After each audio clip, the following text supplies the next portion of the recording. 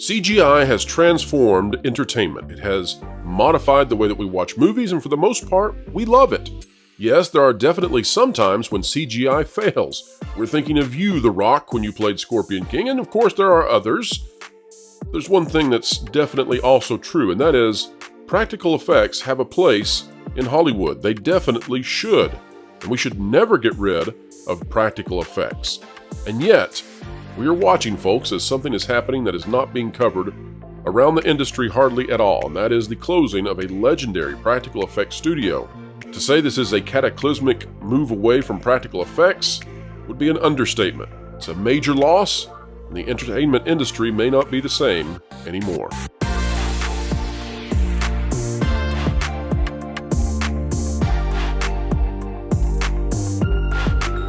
Folks, we endeavor to explain entertainment, keep you ahead of the culture curve, and sometimes that involves telling you the stories that you just can't find anywhere else, or at least not in a very visible place. Today, that's what we're doing. We're going to be talking about something perhaps you've not even heard of before, and that is that there is a legendary studio closing, which has housed some of your very favorite movies, scenes, practical effects, miniatures, all kinds of explosions, and now being shuttered up and turned into office space because of the Hollywood strike.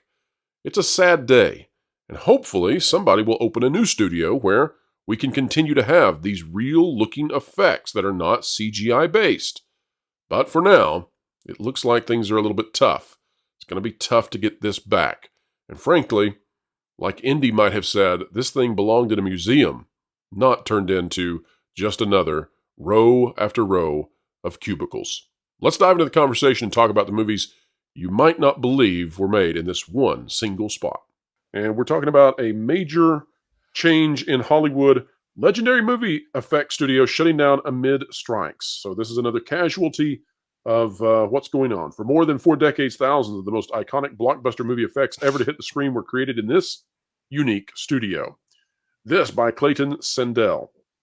The rather plain, rundown industrial building at 3210 Kerner Boulevard in San Rafael, California, doesn't look like much from the outside, but it's what happened on the inside that movie lovers will never forget. For more than 4 decades, thousands of the most iconic blockbuster movie effects ever to hit the screen were created in this unique studio. Star Wars, Star Trek, Men in Black, Ghostbusters, Poltergeist, Terminator, and Transformers. The list goes on. Now, the home of 3210 Studios. The facility was once home to Industrial Light and Magic, the groundbreaking special effects company director George Lucas founded to help make Star Wars. ILM's digital artists were moved to a new facility in 2006 after George Lucas sold the part of the company that specialized in so-called practical effects, the one requiring models and real explosions. Former ILM employees took over and continued to run the facility, first as a company called Kerner Optical and eventually as 3210 Studios. For the last 12 years, they kept busy on films like The Lone Ranger, blowing up the model train trestle, and despite being separate from ILM, they were still called on to provide spectacular effects for Star Wars films like Solo, Rogue One, Star Wars The Rise of Palpatine, a model of the planet Kijimi was rigged with explosives and destroyed on the 3210 soundstage. Basically what this is, folks, they were one of the last big names out there for doing practical effects. We've lost them. It's a huge impact on the industry because every time one of these goes down, and there aren't many of them, we are more and more beholden to CGI, even when it is best for us not to have CGI. So we're at a point where people are becoming more, what's the word, hungry for practical effects. Everybody loves them nowadays, and unfortunately, it's just bad timing. This is the result of the CGI push, just at the time when everybody's realizing the mistake they made. Christopher Nolan is the ultimate example. He wants the real thing. The plane in Dark Knight Rises will always blow me away. That movie's all right, but the opening plane scene with Bane, all real. But go on in the article, because there was also this is where Skywalker sound began, really. And Ben Burt, an old friend, and all the great audio people, that theater is where it all happened.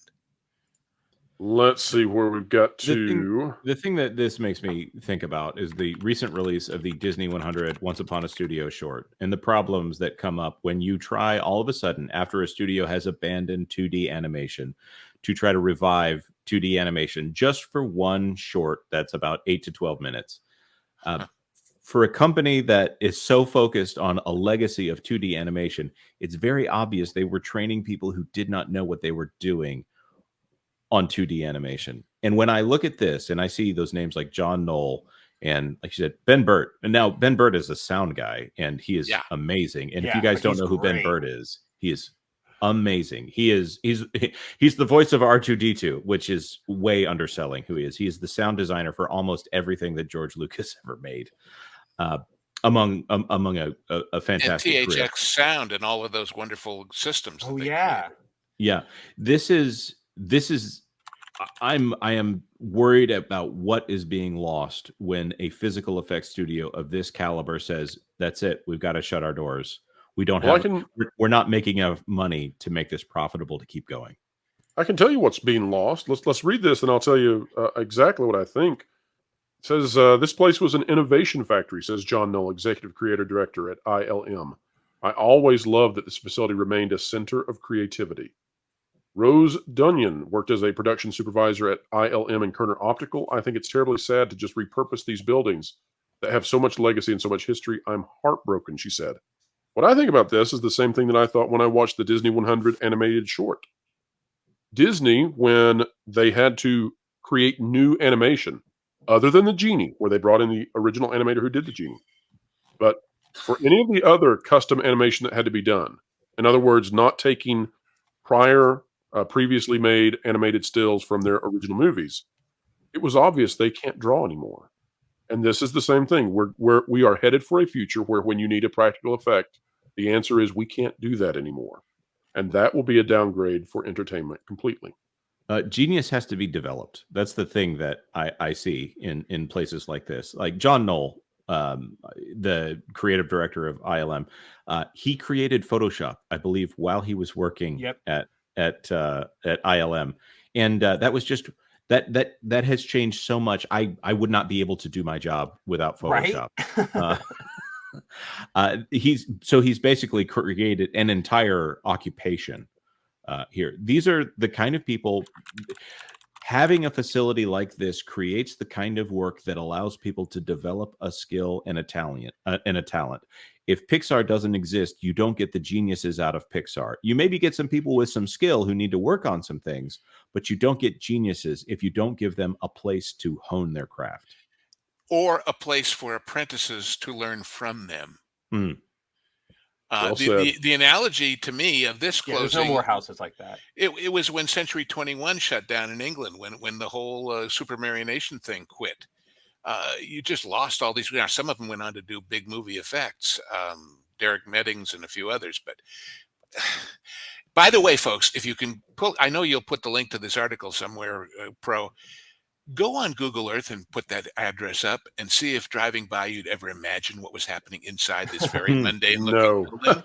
Not at all. It's really a lesson when you look at it and say, well, what's that? That's a I don't know, a medical supply company or a warehouse for. No, it's where the Stay Puft Marshmallow Man took over New York. You just don't know it, man. Yeah, and those beautiful pictures of that shoot there, of that gigantic looking Stay Puft Marshmallow Man and the miniature New York underneath it.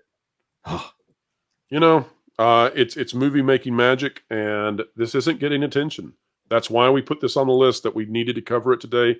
Because when we say that we're explaining entertainment and keeping you ahead of the culture curve, we only mean that if we get away sometimes from all this Disney stuff and say, here, this needs to be known. And when you have the inventor of Photoshop coming out and saying this is a tragedy, this is sad, this is terrible, when you have all these people that have done these remarkable things telling you this is a problem, it's a problem. And I don't know what the solution is. I just know that this is a major casualty of the strike and of our times. And hopefully we can get back to being able to do what we did in yesteryear. You don't arrive in a future where yesteryear can't be replicated. Well, one more thing. When I mentioned that THX sound was invented there, remember the motto, the audience is listening? Well, Disney, the audience isn't listening anymore because you're not saying something they want to hear. That's a good point.